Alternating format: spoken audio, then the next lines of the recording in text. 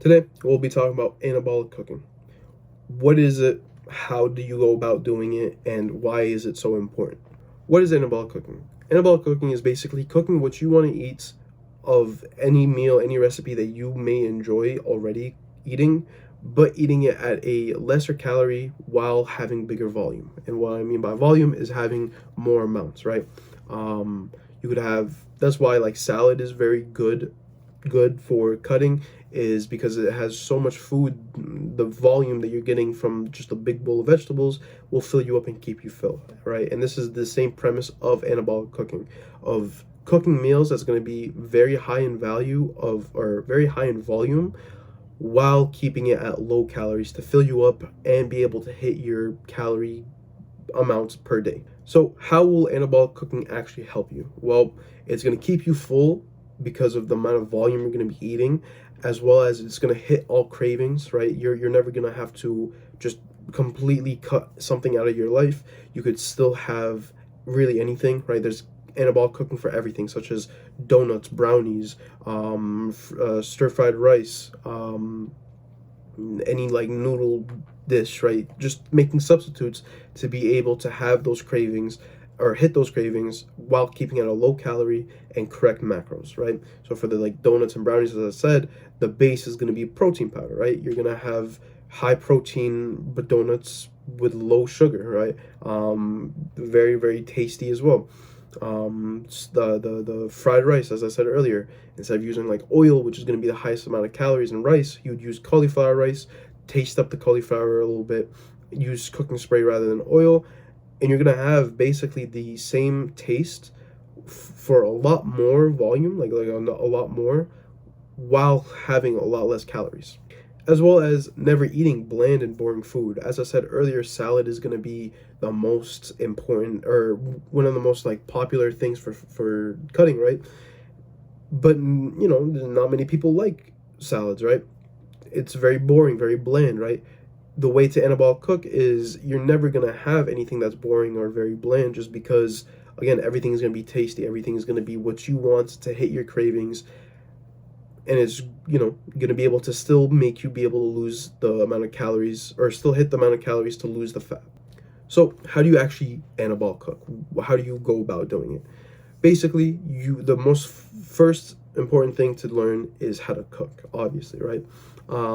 Cooking as a skill is one of the most important skills you'll ever learn in your life in general, especially if you have any goals for your body, such as cutting or bulking. But learning how to cook will keep you alive in a sense, right? Never having to rely on someone else to cook for you, either that be having a parent or a partner, or ordering food because you just don't know how to cook, right? Learning how to cook is one of the most important skills you should learn as quick as possible, and it's very easy to learn, very quick to learn as well. So how do you learn how to cook? I mean, it's just, if you're starting out brand new, all you should do is just look up recipes that you may like, or say you're going through like Instagram or social media, right, and you stumble upon a recipe that you might enjoy, right?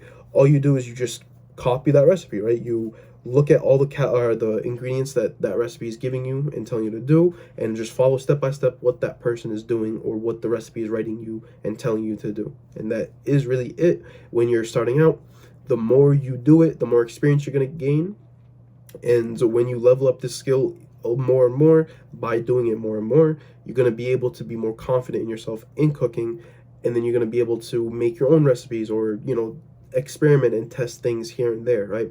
Now, for anabolic cooking, if you're trying to learn how to cook and anabolic cook at the same time, the best way to do it is just find anabolic recipes in general, which is going to be high volume, low calories, or as I said earlier, where you just look up recipes that you might like, you look at the ingredients list, you find the highest calorie stuff in it, and just kind of reduce it or cut it out and find a substitute, and then go exactly how the recipe kind of tells you to do. And that's it, right? That's how you actually anabolic cook. And the best tip I could give you while you're doing those two things is trial and error. As I said earlier, with just learning how to cook in general, the more you do it, the better you're gonna get, and the more places you're gonna be able to get to experiment and test things, right? When you're testing things, there's gonna be things that you are not gonna like, and there's things you're gonna really like, right? The best thing I would just recommend you do is trial and error and just test things out to find your certain palate and what you really enjoy eating. Now, where do you get these recipes? These recipes you could find anywhere online, honestly, right? So YouTube, you just go on YouTube, type in anabolic cooking, you'll have a whole list of different ingredients and recipes that people are already have made and will give you for free, basically, right? There's also a bunch of cookbooks that you could buy of just anabolic cooking. Instagram, TikTok, right? All social media, there's going to be many pages that are solely made for showing you how to cook and show you how to anabolic cook, right?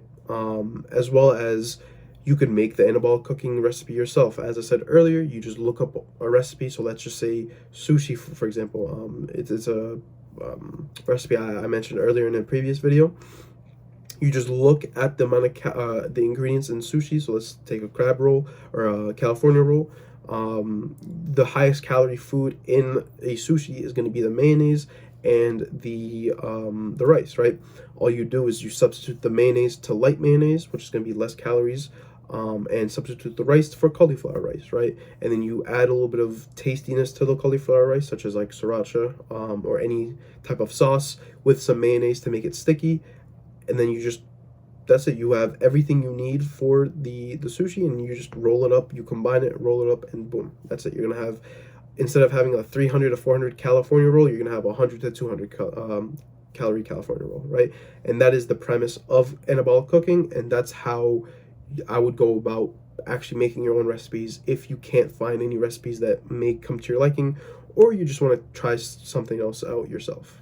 And then this is how to actually be creative in the kitchen, not have boring, bland food while you're trying to cut, is by going through recipes that you may like. So like, I'm a big Asian cuisine person, right? So like sesame chicken, I absolutely love, and I'm able to make a sauce of sesame chicken for very low calories to be able, and like low sugar, low everything, to be able to hit that craving that I want while keeping at a very low amount of calories in general, right? Also, it's just over time, you're going to be able to have the knowledge to make your own recipes from complete scratch, right? Over time, after finding out what you actually do enjoy, right, you're going to be able to combine things and just try it out, see if you like it, and just test things out, right? You're basically going to become your own chef, and it's a very enjoyable process, but can be very annoying and tedious over time if you're cooking a lot daily. Usually what I would recommend you to do if you're brand new to cooking is just meal prep, which is basically cooking a week's worth of food for just in one day, and then just kind of section them out for everyday eating, right?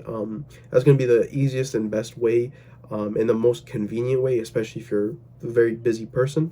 But if you have the time to sit down for about an hour to cook for yourself, it will be a lot more satisfying, a lot more tasty, right? And the process of cooking is very enjoyable. Throw on some headphones, listen to music, and just kind of cook. It's very, very fun. So how do you actually make correct substitutes, right? Tasty substitutes that is going to keep the volume high or even increase it while keeping the calories at a bare minimum, right? So as I said earlier with the sushi, right, substituting the rice to cauliflower rice, you could add as much cauliflower rice as you want and you'll never hit the same amount of calories as regular rice will have, right? One very big pack of cauliflower rice is probably going to be like around 90 calories, while the serving for rice in a California roll is going to be 200 calories for just one roll, right? And one big pack of 90 calories cauliflower rice, you're going to be able to make 2 rolls, right? So just finding different substitutes, the best way is just kind of go through your supermarket. This is what I did when I first started, is I just kind of walked through my supermarket, kind of looked at the nutrition of stuff and kind of kept in mind of different things, and would kind of go back to them after finding what I may need for a certain recipe. Or, there's, as I said, there's already people who've already done the process for you, in the sense that they've already made the recipe for you. They've already made the correct substitutes and tasty substitutes that you'll be able to just kind of follow in general, right? And that's really it, right? I would just recommend you to follow a recipe first, understand the substitutes that they are using, and then once it comes time for you to kind of want to make your own recipe and try different things out, you use the same substitutes that they used for their own recipes. And that's it, right? Anabolic cooking, the idea and premise is very simple and very easy to understand, right? It's just making substitutes, having as much volume, which is going to be as much food as you possibly can get for the lowest amount of calories you can get as well, right? Anabolic cooking is going to be very important for cutting more than bulking. You can 100% anabolic cook while bulking, and let's say there's like a sugary recipe or like sesame chicken, right? There's going to be some sugar in the recipe for the sauce. If you want to anabolic cook while you're bulking, you could just substitute the sugar for artificial sweetener and just be able to have that meal as big as you want and also enjoy it, right? But the thing is with bulking is you kind of want as little amount, like as low amount of volume for as much calories, right? Because you're going to be eating all day, every day, right? And you're going to feel like shit. But while you are cutting, all you're going to be doing is having as much food as you possibly can, the biggest amount of volume, while eating the lowest amount of calories, right? And that's it. Thank you for watching, and have a good day.